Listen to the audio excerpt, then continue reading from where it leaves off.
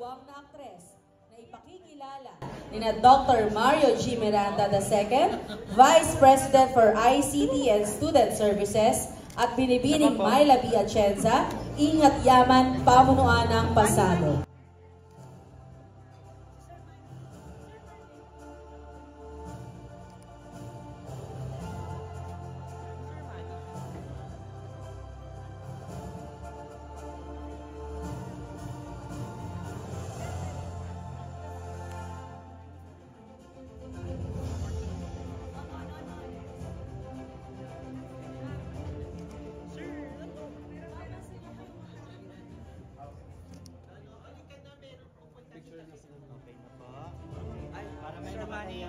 Nagre-request ng President na pupunta siya sa test.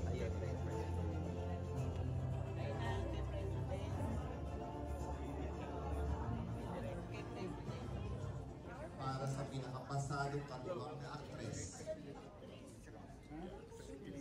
Kailangang malaki ang ugnayan niya sa bida at nakatutulong sa pagpapatingkad ng karakter ng mga tauhan sa pelikula. Malikhain ang kanyang pagganap at mataas ang antas ng kanyang karakter na mayroong silbi sa mga kaganapan at isang pangangailangan sa tempo. Siya rin ang gumaganap bilang motibasyon at kadalasan nagtataglay ng mga sikretong nagmamaniobra sa kwento.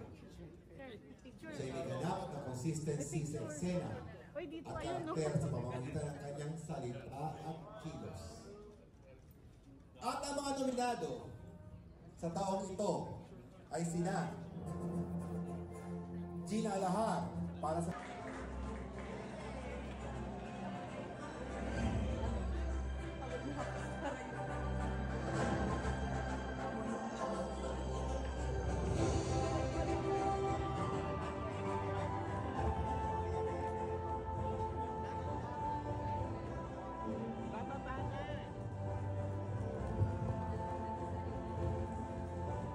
Pagbati po sa mga nagsipagwagi sa pagkakataong ito, atin naman kilalanin ang pinakapasadong pelikula ng taon. Narito po sina Dr. Grace Precious Narana, Tagapangulo, Pamunuang Pasado, Dr. Junifred F. Gawan, University President, PCU, Dr. Maria Elma B. Cordero, Kalihim, Pasado, Lubong Tagapag-ingat, at Dr. Emmanuel S. Gonzales, Tagapangulo, Pasado, Lubong Tagapag-ingat. Palakpakan po natin sila. Sabi niya ay save the best for last. Pinakapasadong pelikula ng taon. Hindi lamang nagiging mabisa ang pelikula sa dami ng tagatangkilik nito. Bagkus sa tindi ng epekto nito sa mas nakararaming manonood. Ito ay kinikilala dahil sa husay ng pinagsama-samang sangkap, gaya ng direksyon, pagganap, at mga teknikal nitong aspekto na hanggang sa iba pang mga pelikula sa taong ito. Serye, narito sina Dr. Robert Ampil, Kasapi Pasado, Lubong Tagapag-ingat, at Dr. Emmanuel Gonzales, Tagapangulo, Pasado, Lubong Tagapag-ingat. Palakpakan po natin sila. Dahil popular na libangan ang panunood ng mga programa sa telebisyon, ang mga teleserye ang isa sa mga sinusubaybayan at binibigyan prioridad sa oras ng pag-broadcast. Ito ay kalimitang napapanood sa umaga, hapon, at gabi. At nakabubuo ito ng mga taga-subaybay sa buong maghapon. Mainam na magagamit ang teleserye bilang material na pantulong at sanggunian sa mga tema o paksa na nauukol sa kultura, wika, sining, politika, pananampalataya at iba pang kaugnay na usapin sa lipunan. Ngayong gabi, igagawad ng pamunuan ng Pasado ang pinakapasadong programa sa telebisyon o teleserye sa Dirty Linen ABS-CBN.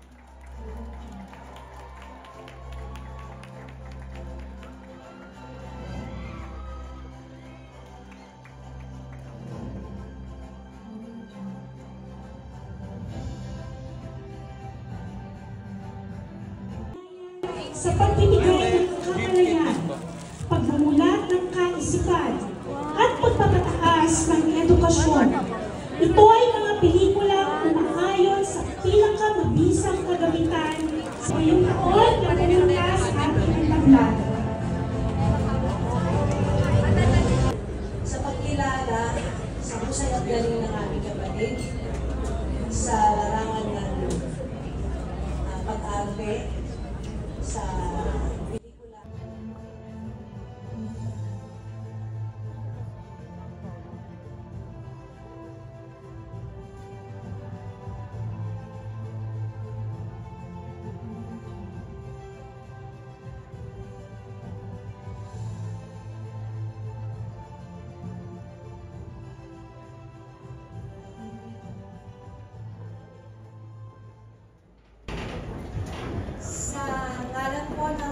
Ni John Arcilia, tinatanggap po namin ang parangal na ito.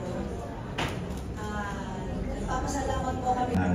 Humingi rin po ako ng pasensya at hindi rin po ako makapunta sa awards night ninyo dahil nagkataon po na trabaho ako sa araw ng inyong parangal. Pero nais po magpasalamat muli sa inyong lahat. Nais ko rin pong gamitin ang pagkakataon at magpasalamat po sa Committee nila Dr. Ernesto Viganandang II, tagapangulo Pampelikulang Review, at Dr. Robert Ampil, kasabi Pasado Lubong tagapangin. Kasama rin si Binibini Myla B. Acheza, Ingat Yaman Pamunuan ng Pasado. Faculty PCU na susundan ng pambansang awit ng Pilipinas na pangungunahan ng Neo Nocturne.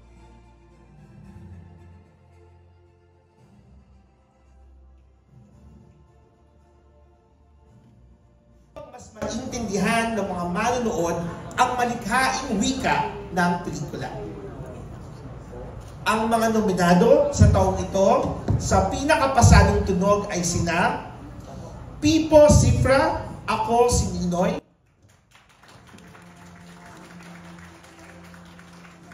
Albert Michael M. Ijoma, Gom Burza, Albert Michael M. Ijoma and Nicole Rosacay, Firefly, Andrea Teresa T. Ijoma, Ang Duyan ng Mag